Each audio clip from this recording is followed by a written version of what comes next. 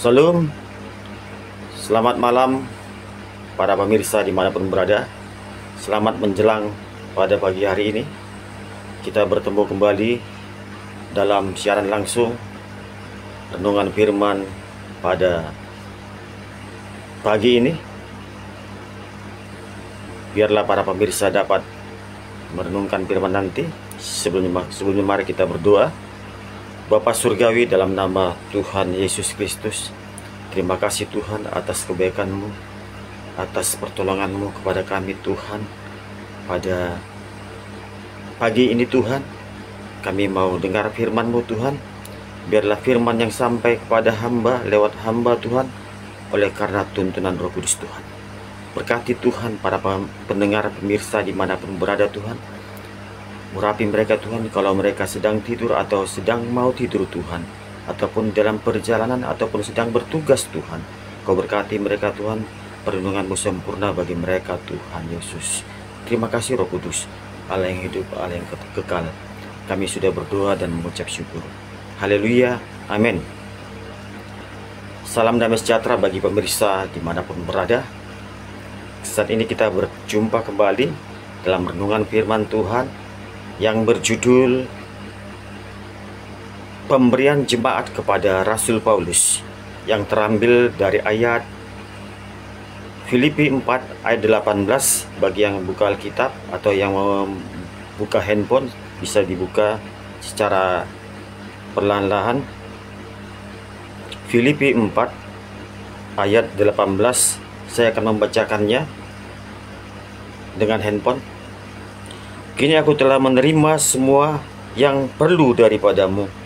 Malahan lebih daripada itu, aku berkelimpahan karena aku telah menerima kirimanmu dari Epafroditus, suatu persembahan yang harum, suatu korban yang disukai dan yang berkenan kepada Allah. Saya ulangi sekali lagi. Kini aku telah menerima semua yang perlu daripadamu.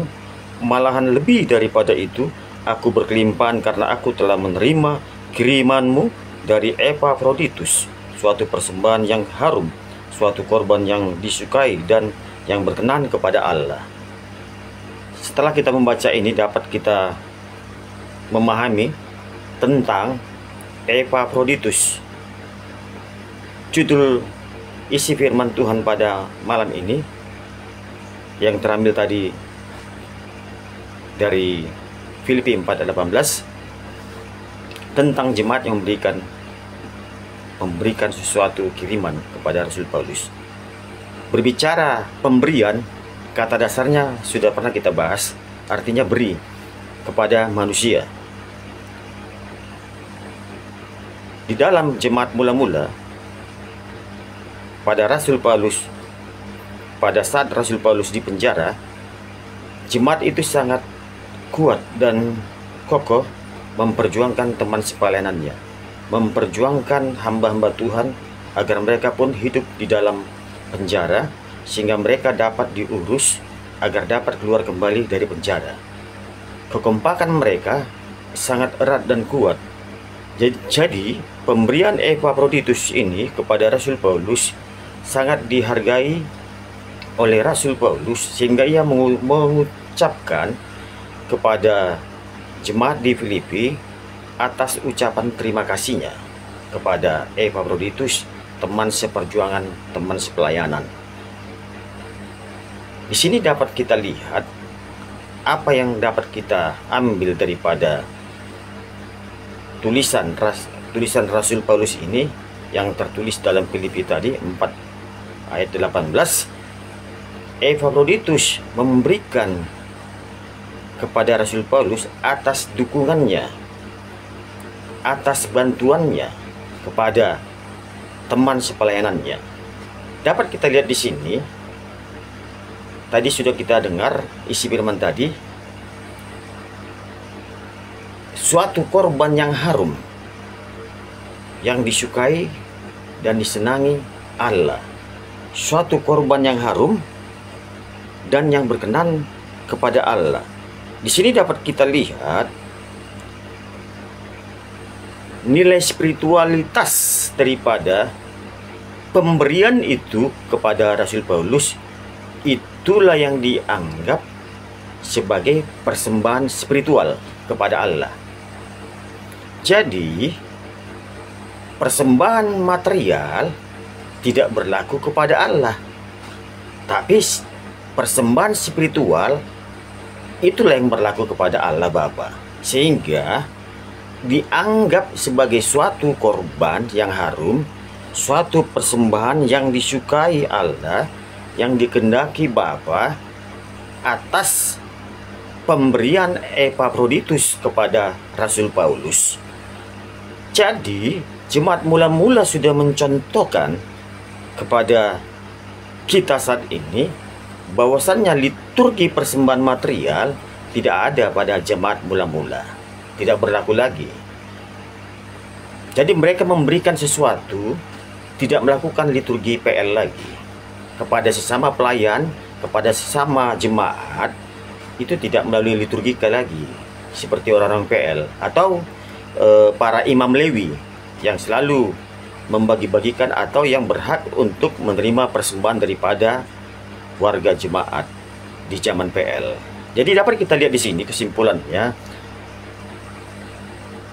nilai spiritual itu yang kita lihat bahwasannya Allah menghendaki sebagai persembahan yang harum, yang berkenan kepada Allah. Jadi itulah yang dianggap sebagai korban yang disukai Allah, bukan kepada Allah materialnya, bukan, tapi nilai spiritualnya. Dalam konsep PL itu materialnya dianggap kepada Allah dan dibawa kepada Allah secara materialistis. Apapun itu, kemarin sudah kita bahas apa itu korban persembahan material, apa itu apa saja itu namanya yang dianggap sebagai korban persembahan material. Sayur mayur, buah-buahan, wangi-wangian, rempah-rempah, terus emas, perak, berlian, dan termasuk uang, hewan, dan binatang. Itu yang dianggap sebagai persembahan material dalam konsep perjanjian lama. Jadi kita dapat lihat di sini konsep pemberian, kata dasarnya beri, itu ditujukan kepada manusia. Ditujukan kepada manusia, langsung kepada manusia itu. Jadi konsep pemberian segala sesuatu yang diserahkan kepada manusia. Jadi bukan kepada Allah. Jadi pemberian itu hanya ditujukan kepada manusia. Persembahan hanya ditujukan kepada Allah. Karena kata dasarnya sembah.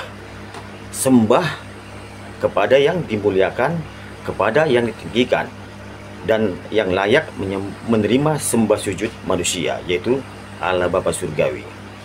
Jadi dapat kita lihat di sini firman ini dia sangat singkat saya bawakan karena sudah terlalu pagi.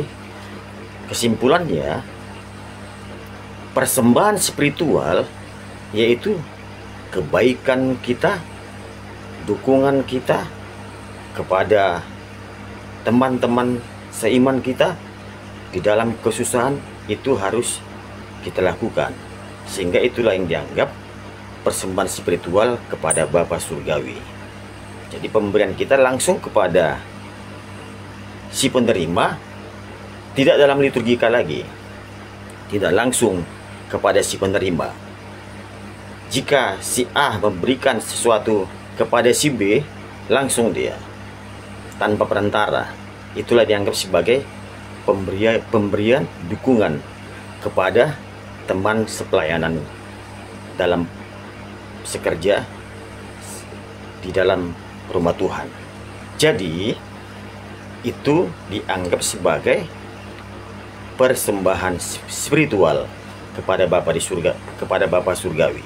Jadi nggak perlu lagi dikumandangkan dari depan seperti orang-orang perjanjian lama, dari altar, dari mezbah dikumandangkan. Tiba saatnya kita akan memberikan persembahan yang terbaik kepada Allah. Nah, itu konsep PL. Konsep PL. Kita tidak mau kembali ke dalam PL, sehingga nanti nilai spiritualnya nggak dapat. Nilai-nilai spiritual kepada Allah nggak dapat kita, nggak dapat. Sehingga nanti nilai spiritual itu kembali ke PL sebelum Yesus datang. kembali ke PL. Sedangkan Yesus datang untuk meruntuhkan, untuk merombak konsep-konsep persembahan yang dilakukan oleh perjanjian lama, oleh orang-orang bangsa Israel, sehingga kita dapat mengikuti cara hidup Yesus Kristus. Sungguh singkat firman ini, tapi biarlah Roh Kudus yang memberikan para pemirsa dimanapun berada, agar dapat memahami tentang konsep persembahan, konsep pemberian, sehingga kita tidak salah sasaran dan tidak salah si penerimanya. Terpujilah Roh Kudus.